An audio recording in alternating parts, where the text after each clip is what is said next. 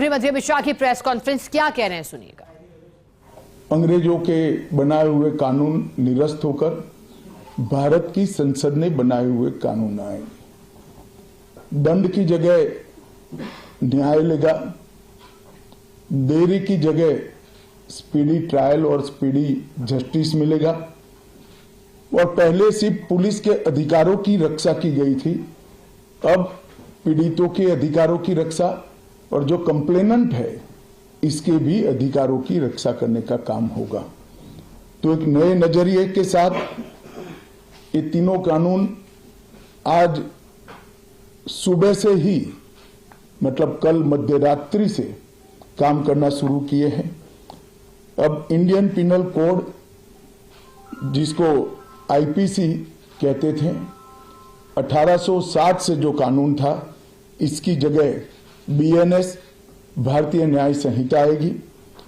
Criminal procedure code, जिसको CrPC कहते थे, जो 1898 से अमल में था, इसकी जगह भारतीय नागरिक सुरक्षा संहिता बीएनएस आएंगे। और इंडियन एविडेंस एक्ट 1872 से जो इस देश की क्रिमिनल जस्टिस सिस्टम को गवर्न करता था, इसकी जगह भारतीय साक्ष्य अधिनियम बीएसए लागू होगा। तो बीएनएस, बीएनएसएस और बीएसए के लागू होने से पूरी न्याय प्रणाली का आपराधिक कानूनों की पूर्णतया इसके अंदर हम कह सकते अब भारतीय आत्मा है। इसके ढेर सारे प्रावधान ऐसे किए गए हैं जिससे कई समूहों को फायदा होगा।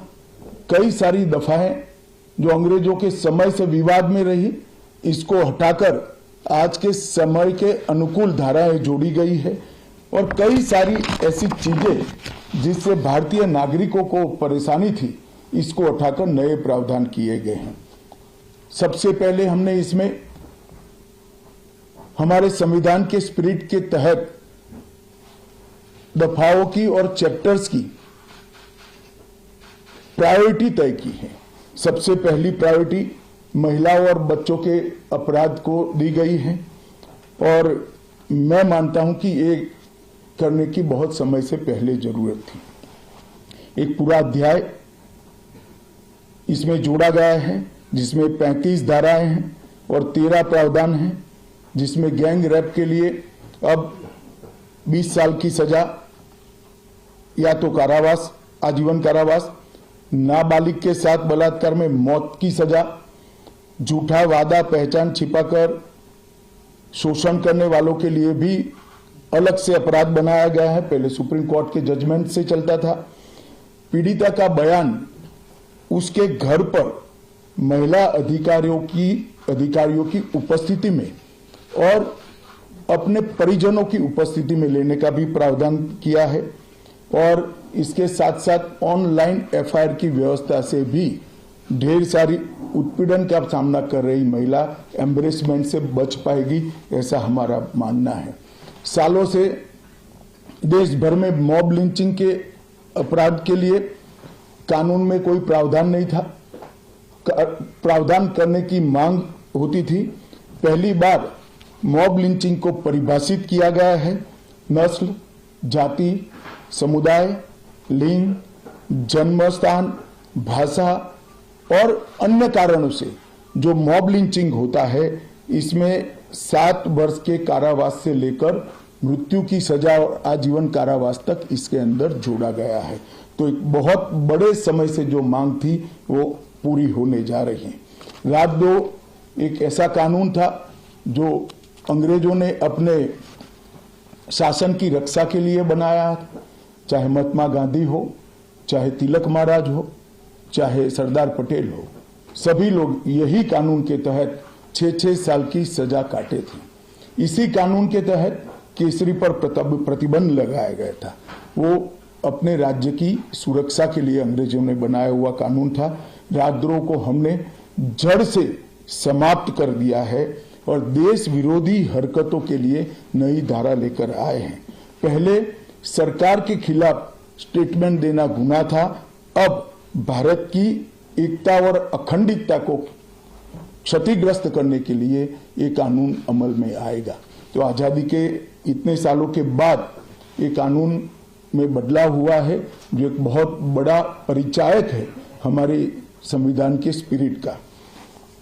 मैं आप सभी के सामने बड़े विश्वास के साथ कहता हूं कि ये तीनों कानूनों के पूर्ण स्पिरिट के साथ देश भर में लागू होने के बाद ये कानून सबसे आधुनिक न्याय प्रणाली का सर्जन करेंगे।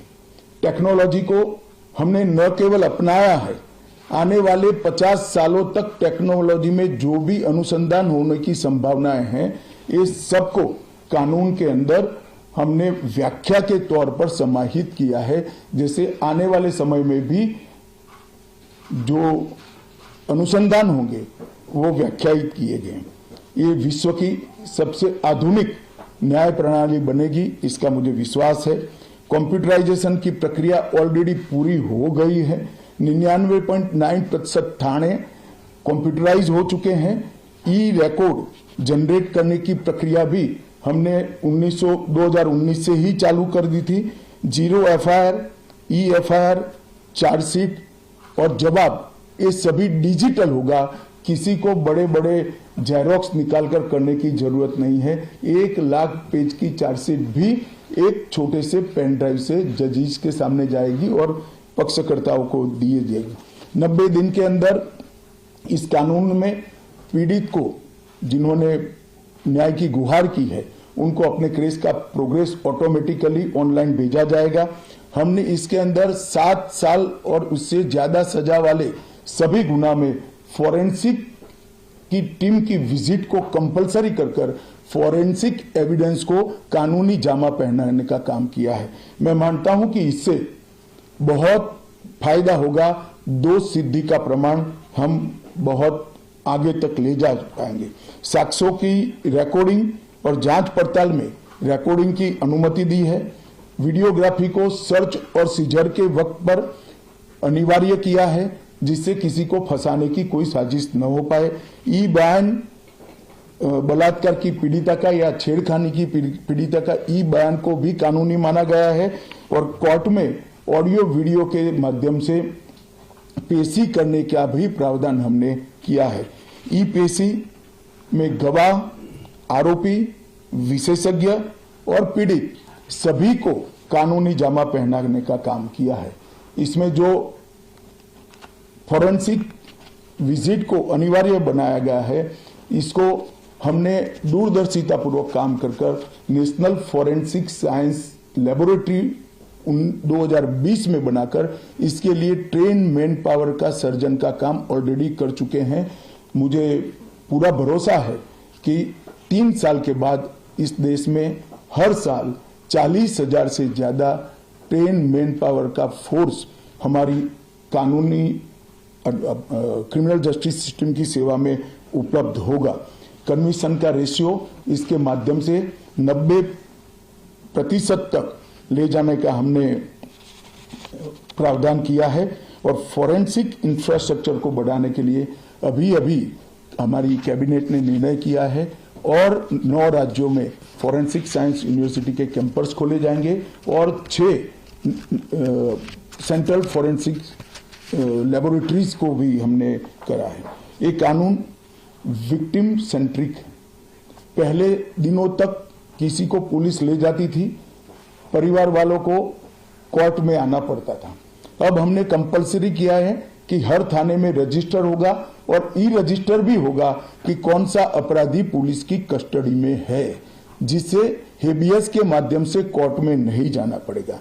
तलाशी और रेड दोनों स्थिति में वीडियोग्राफी की जाएगी, जिससे पुलिस के अधिकारों का दुरुपयोग न हो पाए।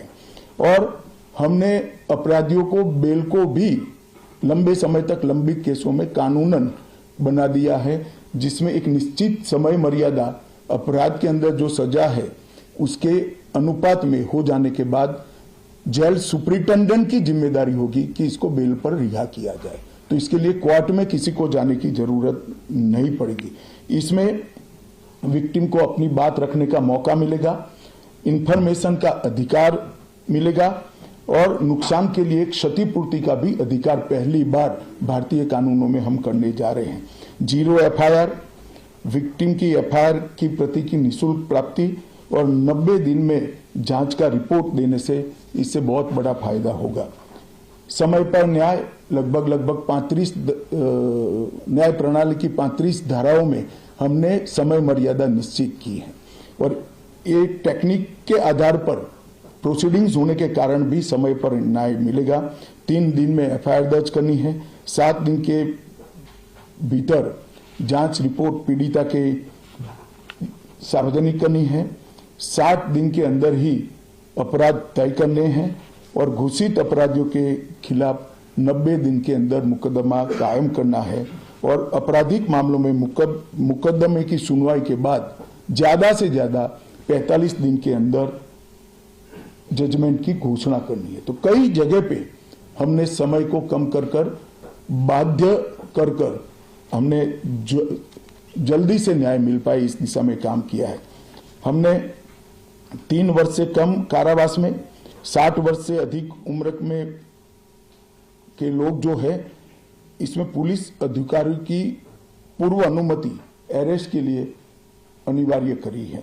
गिरफ्तार व्यक्ति को 24 घंटे में मजिस्ट्रेट के सामने ले जाने का प्रावधान भी कानूनी बनाया है और 20 से ऐसी ज्यादा धाराएं हैं जिसमें पुलिस की जवाबदेही हमने सुनिश्चित करी है। पहली बार पी का भी हमने प्रावधान इसके अंदर किया है।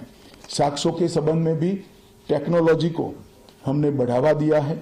इलेक्ट्रॉनिक साक्ष्यों के प्रति विश्वसनीयता बढ़े इसके लिए कानूनी प्रावधान कड़े किए हैं। सर्वर लॉग, स्थान संबंधी साक्ष्य और वॉइस मेल, ये सब की व्याख्याएं की गई है। अब न्याय प्रक्रिया संविधान की 8वीं अनुसूची में आने वाली सभी भाषाओं में काम करती हो जाएगी। हमारी स्थानीय भाषाओं के लिए बहुत बड़ा फैसला है। हमारा पूरा सॉफ्टवेयर जो बनेगा वो 8वीं अनुसूची में आने वाली सभी भाषाओं में बनेगा। कानून बनने के बाद संसद ने पारित करने के बाद तैयारी के लिए ढेर सारा प्रयास भारत सरकार के गृह मंत्रालय और हर राज्य के गृह मंत्रालय और जस्टिस मंत्रालय ने किया है। लगभग 22.5 लाख पुलिस कर्मियों की ट्रेनिंग के लिए 12,000 मास्टर ट्रेनर्स बना दिए गए। कई इंस्टीट्यूशन को अधिकृत किया गया और 23,992 मास्टर ट्रेनर अब तक ट्रेन हो चुके हैं। जुडिशरी में 21,000 सबऑर्डिनेट जुडिशरी का ट्रेनिंग हो चुका है और इसके लिए भी आगे पर मास्टर ट्रेनर्स की कई बैच स्थानीय भाषाओं में तैयार हो गई है। 20,000 पब्लिक प्रोसिक्यूटर्स को ट्रेन किया गया है और लगभग हर प्रोसिक्यूटर को एक ऐप दे दिया गया है और नए कानून छापे हुए दिए गए हैं कि पुरानी धारा कौन सी थी, नई धारा कौन सी है। प्रिजन के 51,224 कर्मचारियों का ट्रेनिंग हुआ है और फॉरेंसिक के 4,000 कर्मचारियों का ट्रेनिंग हुआ है।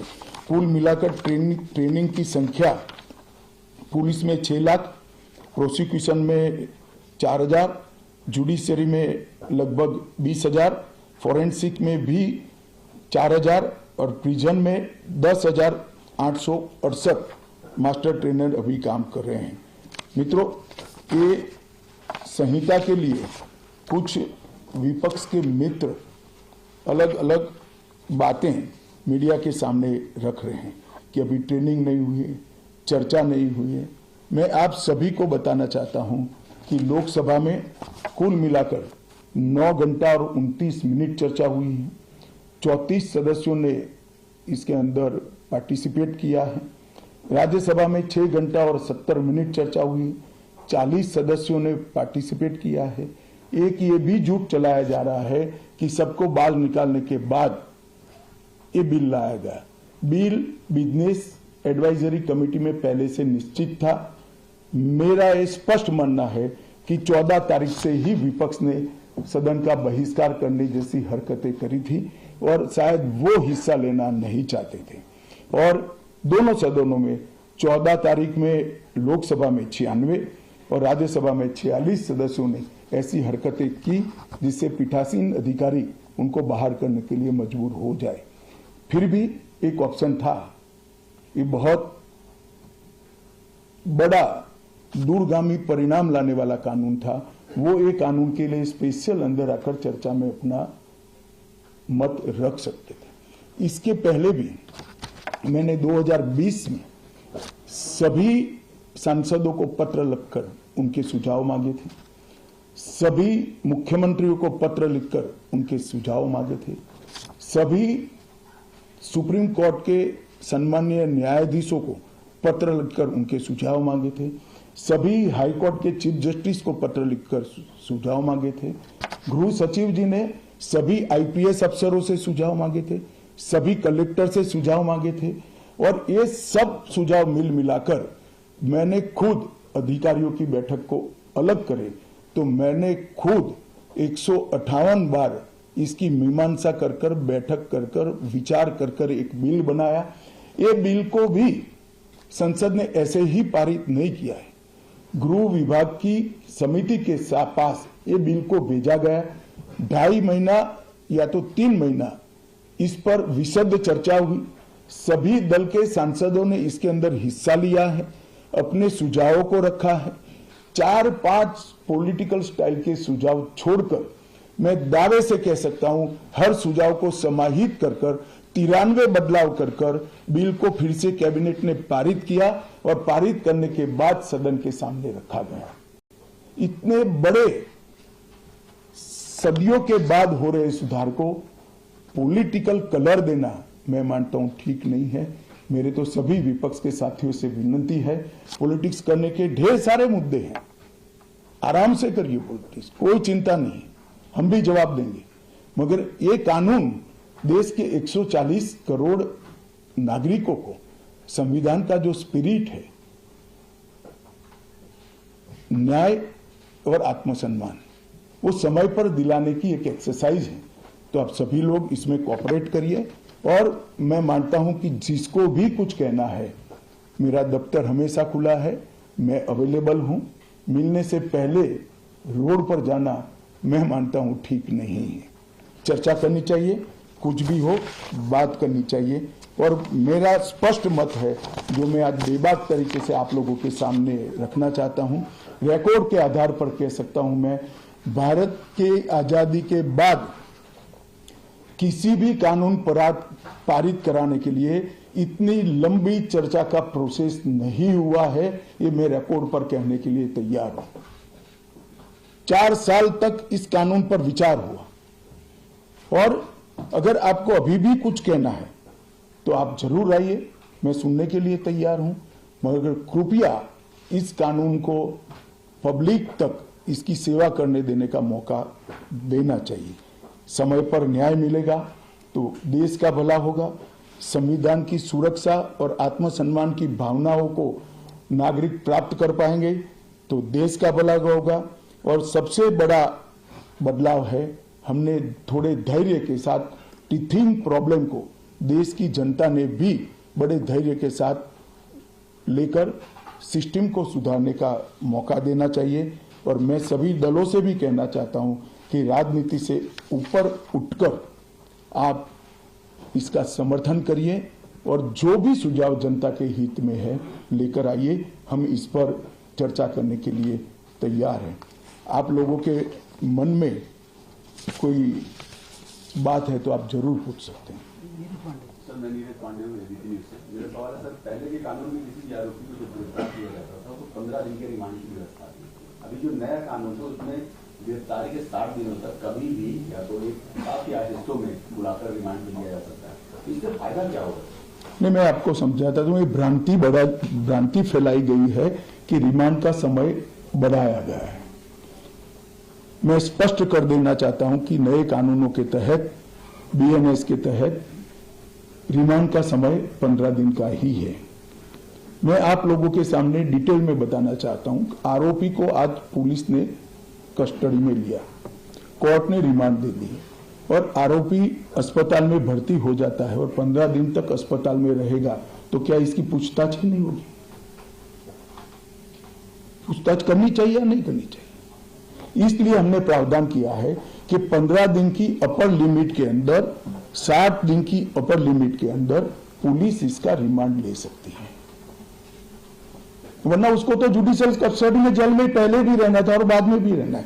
एक दूसरा आरोपी पकड़ा जाता है, पुलिस को दोनों को इकट्ठा करके पूछताछ करनी है, तो कैसे करेगी? तो 15 दिन की लिमिट को हमने नहीं बढ़ाया है, रिमांड 15 दिन की ही होगी। 60 दिन के भीतर एक या दो टुकड़ों में आप 15 दिन की रिमांड ले सकते हैं। भ्रांति फैलाई जा रही है कि रिमांड का पीरियड बढ़ाया गया है।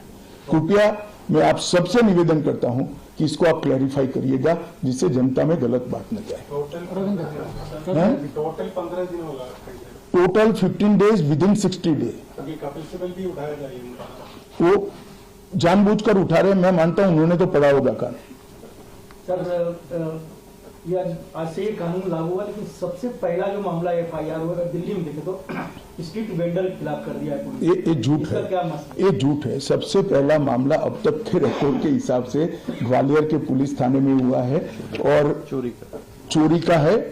किसी की मोटरसाइकिल चोरी कर ली गई 1,80,000 की वैल्यू की। इसका मामला 12:10 पर रजिस्टर हुआ है, पहला मामला नहीं है। और जो वेंडर के खिलाफ मामला रजिस्टर हुआ, इसका प्रावधान पहले भी था, ये नया प्रावधान नहीं है। पुलिस ने इसका रिव्यू का प्रोविजन का उपयोग कर वो मामले को खारिज कर दिया। एक आपने तो ये कहा है कि जितने भी लॉज बन रहे हैं शेड्यूल 8 की लैंग्वेजेस में मौजूद होंगे, पर तमिलनाडु की जो रूलिंग पार्टी है DMK, उनको अपोजिशन और कुछ और पार्टीज का भी नाम हिंदी में क्यों होता है जब पूरे देश में एप्लीकेबल हो? देखिए, मैं अलग बात कहना चाहता हूं। एक तो पूरा कानून तमिल में उपलब्ध कराया जाएगा, एक बात समझिए, प्रोसीडिंग तमिल में होंगी। अगर नाम के लिए भी आपके मन में कोई विरोध है तो मिलकर करना चाहिए। मुख्यमंत्री जी, सांसद, मुझे तो कोई ने ना किसी ने मिलने का समय मांगा है ना कोई मिलने आया है। फिर भी मैं सभी से अपील करता हूं कि जो कुछ भी आपकी ग्रीवेंसीज हैं, या तो ऐसा लगता है कि ये धाराएं जनता की सेवा ठीक से नहीं कर पाएगी, इसको लेकर मुझे मिलिए। कानूनों का बहिष्कार ये रास्ता नहीं है, पॉलिटिक्स करने के ढेर सारे रास्ते हैं। पायल मेहता सर, आपने ये बिल इंट्रोड्यूस किया, उसके बाद ये होम कमेटी में गया, वहाँ पे भी विस्तृत चर्चा हुई, पर विपक्ष में कभी भी जो कुछ नेता है, जो वकील है, वो कह रहे हैं कि इसको सिलेक्ट कमेटी या स्टैंडिंग कमेटी में क्यों नहीं भेजा? इतनी गड़बड़ी क्या थी इस बिल को? नहीं भेजा ही था, गृह विभाग की संसद की कमेटी में भेजा था, जिसमें सिर्फ चिदम्बरम खुद थे और सबसे ज्यादा हिस्सा लेने वाले सदस्यों में चिदम्बरम साहब थे। और कांग्रेस पार्टी ने पहले चिदम्बरम जी नहीं थे तो उसको रखा स्पेशली, स्पीकर ने अनुमति भी दी कि ठीक है भाई, इनका अनुभव है, लॉयर है, तो असिस्ट करेंगे कमेटी को। स्टैंडिंग कमेटी में नहीं भेजा, सिलेक्ट कमेटी। क्या फर्क पड़ता है? स्टैंडिंग कमेटी, इसमें भी प्रो रेटा मेंबर है, सभी दलों के सदस्य थे। चलो पीयूष, वहां तक से बड़ा आरोप लगाया जा रहा है विपक्ष के द्वारा कि सभी कानून ड्रैकोनियन है, और दूसरा ये कि ये कानून के माध्यम से सरकार जो है हिंदुस्तान को एक पुलिस स्टेट में कन्वर्ट करना चाहती है, क्या कहते हैं? देखिए, मैंने आज आपको एक नोट भी गृह विभाग के माध्यम से अधिकृत नोट दिया जाएगा, जो मेरा आप सभी से निवेदन है कि इसको आप कृपया आप सबके अखबार और टीवी चैनल्स के अंदर जनता के लिए रखें। ड्रैकोनियन कानून तो वो थे जिसको हटाया गया है। ये कानून तो भारत की संसद ने और भारत की न्याय प्रणाली को आधुनिक बनाने वाले हैं, जिसमें पीड़ितों के अधिकार की रक्षा की गई। आप मुझे बताइए, पहले दिनों तक कस्टडी में रखने के बाद कोई परिजनों को जवाब नहीं देता था, हेबियस कर सुप्रीम कोर्ट या हाई कोर्ट में आते थे। हमने प्रावधान करा कि ऊपर एक रजिस्टर रखना पड़ेगा कि मेरी कस्टडी में फला फला व्यक्ति है, इससे पुलिस विभाग बढ़ेगा या कम होगा। कई सारी कोर्ट में फरियाद आती थी, सच झूठ तो कोर्ट को तय करना होता है, मगर कंप्लेंट्स आती थी कि पुलिस ने ये मेरे घर में रख दिया और मुझ पर आरोप लगा दिया। उस वक्त वीडियोग्राफी करना ये पुलिस राज को बढ़ावा देगा या कम करेगा? 24 घंटे में अपराधी को न्यायाधीश के सामने ले जाना ये पुलिस राज को कम करेगा या बढ़ाएगा? गिने चुने पुराने दकियानुसी कुछ शब्द और कुछ वाक्य कानून को पढ़े बगैर जनता में डालकर गलत फहमी करने का प्रयास करें। मेरी सभी से विनती है, कृपया ऐसा मत करें।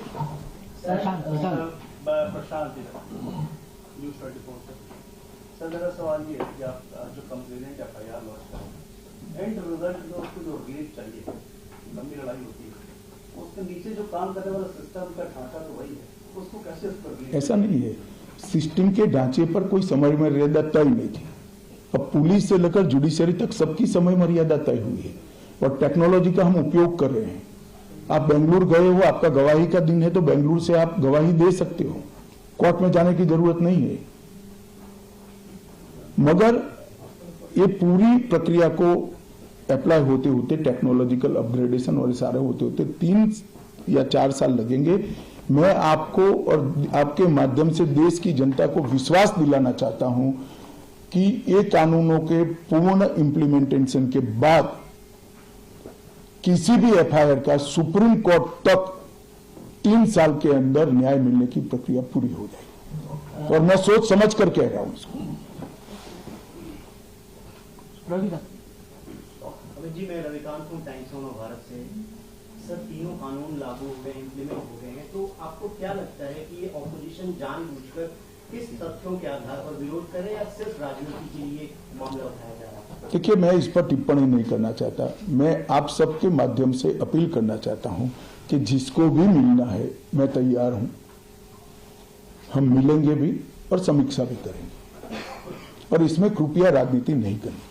जी एक जो कंसर्न आ रहा था विपक्ष की तरफ से वो ये था कि पेंडेंसी ऑफ केसेस और 2 पैरेलल क्रिमिनल जस्टिस सिस्टम होंगे, क्योंकि जो पुराने वाले केसेस रजिस्टर हुए हैं वो पुराने केसेस की तरह चलेंगे और जो नए वाले हैं वो नए की तरह। देखिए, जहां तक पेंडेंसी ऑफ केसेस का सवाल है, इस देश में सबसे ज्यादा शासन करने वाली पार्टी कांग्रेस है, तो वो हम पर नहीं मर सकते हैं। पेंडेंसी ऑफ केसेस को कम करने के लिए ही ये कानून लाए हैं और मैं स्पष्टता कर दूं पुराने और नए कानून के लिए, गुनाह की तिथि 1/7/2024 के पहले की होगी, इसमें पुराने कानून के तहत प्रक्रिया चलेगी और 1/7/2024 के बाद होने वाले हर गुनाह को ये तीनों नए कानूनों के हिसाब से चलाया जाएगा, इसमें कोई कंफ्यूजन नहीं। सर ये आपने बोला कि तमिलनाडु के MPs को अगर नाम से कोई ऑब्जेक्शन है तो वो आके मुझसे मिले, तो क्या अगर वो आपसे मिलेंगे तो क्या इस government open to their suggestion? भैया मिलने तो दो, वो क्या लेकर आएंगे बताएंगे, तुम यहाँ कहाँ निर्णय करा रहे हो? सर मैं यकीन हूँ न्यूज 18 इंडिया से, विपक्षी दल कह रहे हैं कि वो जहाँ उनकी सरकार है वो इस कानून के खिलाफ अपनी विधानसभा में प्रस्ताव पारित करेंगे और राष्ट्रपति का सुप्रीम कोर्ट में मामला जाएगा। चलो, ये तो लोकतांत्रिक प्रक्रिया है, सबको अपना अपना अधिकार है। सर आप कोई सर इसमें एक जो बात कही जा रही है कि टेक्नोलॉजी का इस्तेमाल होगा और हर थाने तक उनको टेक्नोलॉजी दिया जाएगा, लेकिन अभी भी बहुत सब थानों में ये पहुंचा नहीं है, तो कैसे? देखिए, जहां तक थानों का सवाल है, हम 4 साल से काम कर रहे हैं, पूर्णतः नहीं पहुंचाऊंगा, मैं इस बात को स्वीकार करता हूं। इसीलिए इस कानून में हमने प्रोविजन रखा है कि एक थाना कंप्लीट होता है तो उसको आप नोटिफाइड कर सकते हो, एक कोर्ट कंप्लीट हो जाए तो इसको, फिर पूरी तहसील, फिर पूरा डिस्ट्रिक्ट और फिर पूरा स्टेट, कई सारे स्टेज में इसकी न्यायिक प्रक्रिया को नोटिफाइड करना है। जहां तक BNS का सवाल है, भारतीय न्याय संहिता का सवाल है, दफाई लगाने का सवाल है, ये पूरे देश में लागू हो जाए।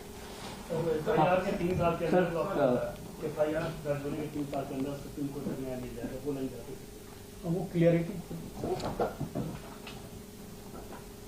मैं आप सभी के माध्यम से देश की जनता को विश्वास दिलाना चाहता हूं कि इस कानून के संपूर्ण इम्प्लीमेंटेशन के बाद और कुछ तकनीकी तैयारियां करनी है, ये तकनीकी तैयारियां होकर थाना और कोर्ट नोटिफाइड होने के बाद किसी भी न्याय मांगने वाले व्यक्ति को FIR की डेट से 3 साल के अंदर सुप्रीम कोर्ट तक न्याय मिल जाएगा, इसका मुझे भरोसा है और कानूनों में इस प्रकार का हमने प्रावधान किया है।